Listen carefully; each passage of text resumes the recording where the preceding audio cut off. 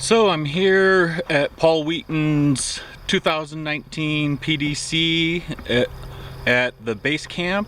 The PDC is with Alan Booker. He's our instructor and so far been just absolutely amazing.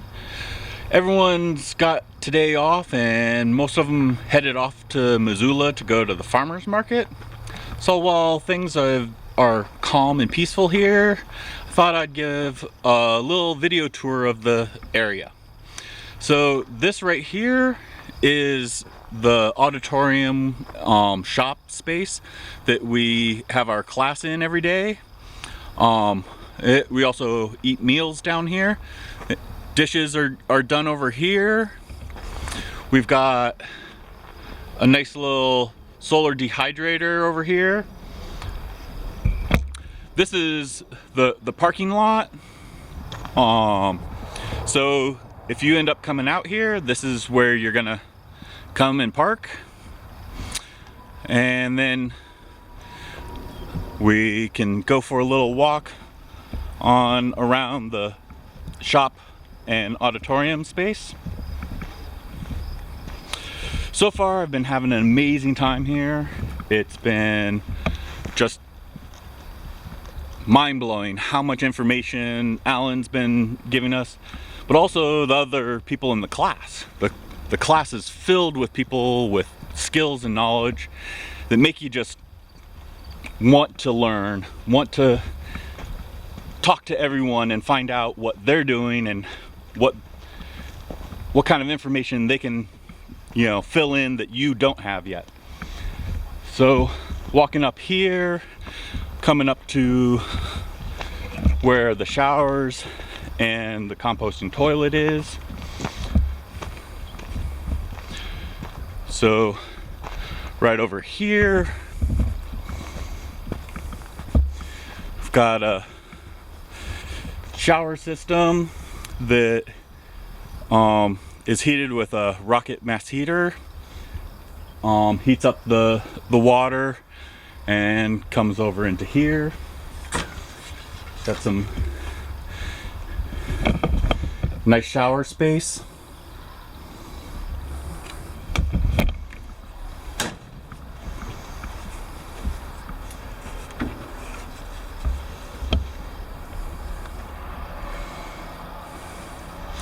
And then place to hang your laundry.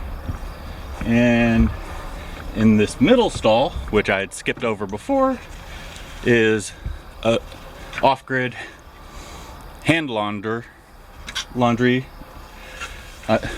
which is what I actually have up at my place. Very easy and nice to use. So here's a little laundry line to dry your clothes, little sink to do some outdoor grooming, and then over here, the composting toilet. Someone had forgotten to close the door, it seems. That's the little sign there that to try to remind people to close the door.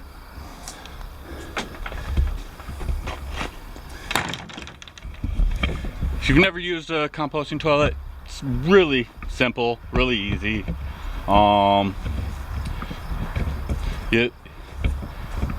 Basically the same as a regular toilet, but instead of flushing, you sprinkle a little sawdust on top of it. Really is that simple. A lot of people make a big deal out of, oh, I'm used to flushing toilets. It's not hard to get used to a composting toilet. Now, down here, the front of the shop and auditorium space, there's another little hangout area. Nice place to chill out, get out of rain or sun, relax, have some conversations. Around the property is a nice big berm to kind of give privacy and everything. And one of the things that is awesome is a lot of the berm over on this side is actually storage space. Little place where they can put different materials. There's a little over here on this side, there's a little tractor and a side-by-side. So, you know, instead of just having it filled with a bunch of dirt, you've got a wafati concept going on that is holding space for things to be put into. Now, going up the hill a little ways, there's a little cabin over here.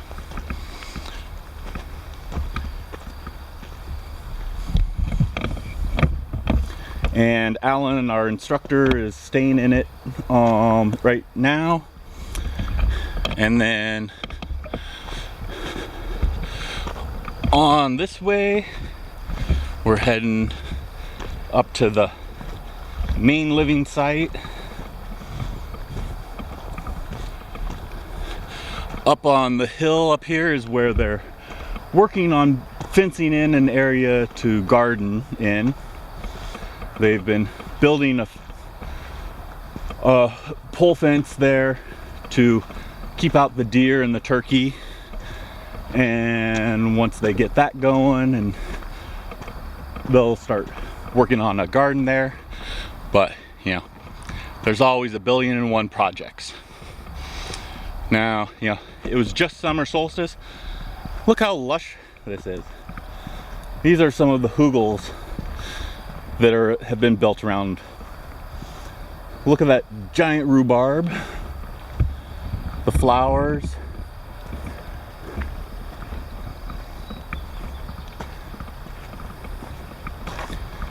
So this building over here is the library, and over there is what is called the Fisher-Price House. So lots of amazing hugel moundage.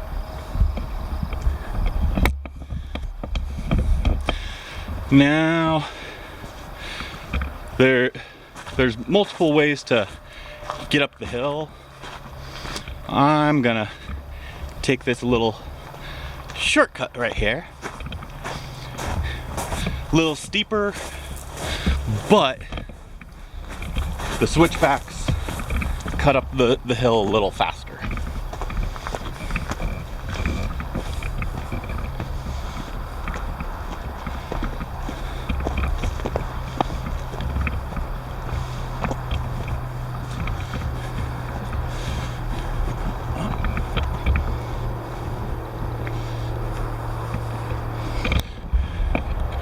So we're gonna go around the fence line over here, or I should say the pole fence line. So this would be the back of the garden space.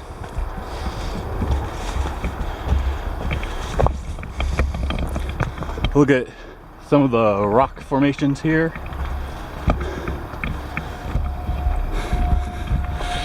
A lot of this hill is rock, and more rock, which I'm sure makes it a challenging location.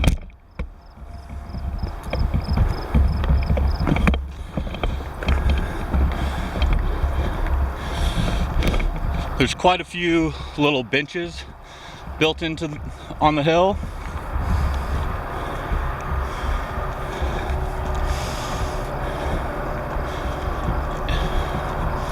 And as you can see, here's one of my class's camps. There's several pads for people to put a tent on. Here's one of the biggest ones. No one opted for this one. I've got a pretty big tent, but that's actually not big enough to fit my tent. You'll see my tent in a moment. So here we are on the road that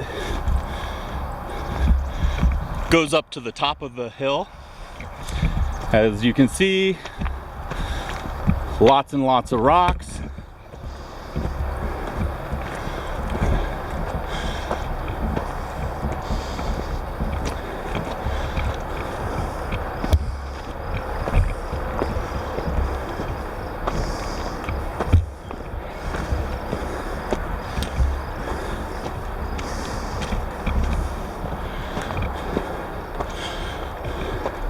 Nice little bench there for people who might get tired walking up this hill.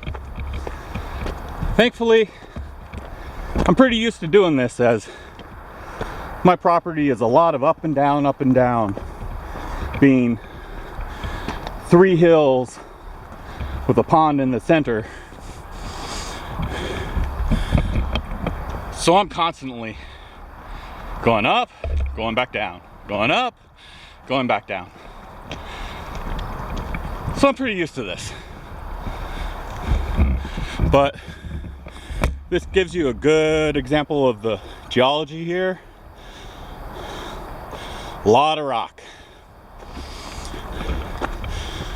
Not so much soil.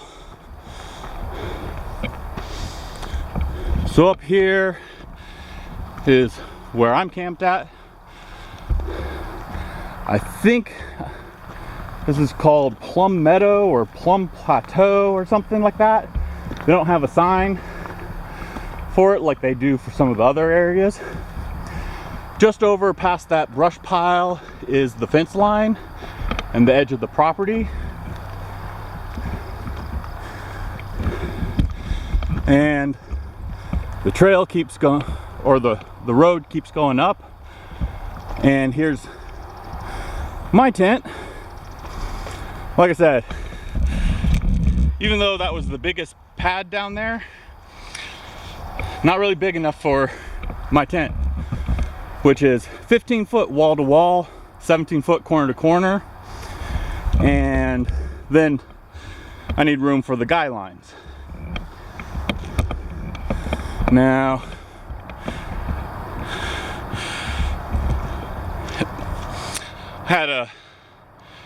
got here late, so I actually had to set up the evening after the first class. I'd gotten here just in time to make it to the first class, and there's been so much going on here that I really haven't had a lot of time to put into fixing my camp up. Normally, I would actually have gone a lot further, building it up, making it nicer. Being here for 2 weeks, it's enough time to want to be comfortable. I've got a rocket stove that I bought from a commercial vendor that has a griddle top on it. I brought it out. I haven't used it yet.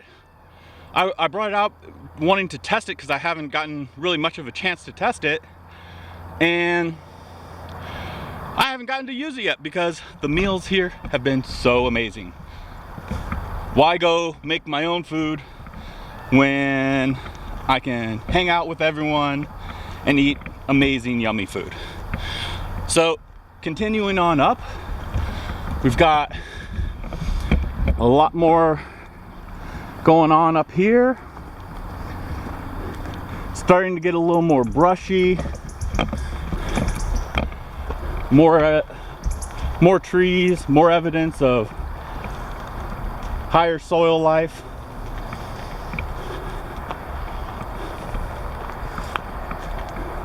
But still lots and lots of rock. This will be a very challenging piece of property to develop. But that's what permies do best, isn't it? You know, as Charlie McGee says, give him the most marginal land possible. That's what he wants. Take something that no one else wants and turn it into something amazing. So up here, you can see we're starting to get into some soil with less rock. Still rock in there, but it's It's getting more soil, less rock. Up here, we're getting close to the neighbor's fence line.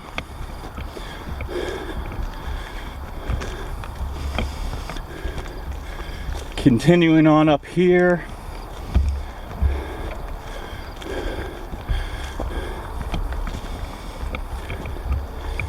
And this knob up here, commonly referred to as the volcano or the caldera.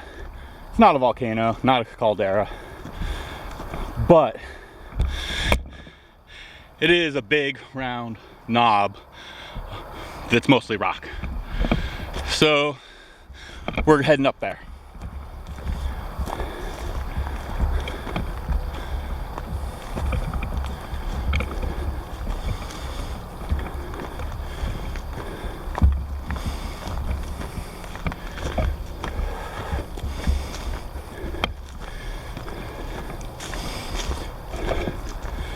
Now, most of this road was put in after Paul bought the place. I forget who it was, but one guy came in with an excavator and built all this just eyeballing it, which is pretty awesome. There had been a semi-built access road, I guess, but it was too steep, not very functional at all. And as you can see, someone actually is camping up here. One of my fellow class members decided that he would camp up here in his truck, and why not? Amazing space to camp in. Again, looking at the rock and soil.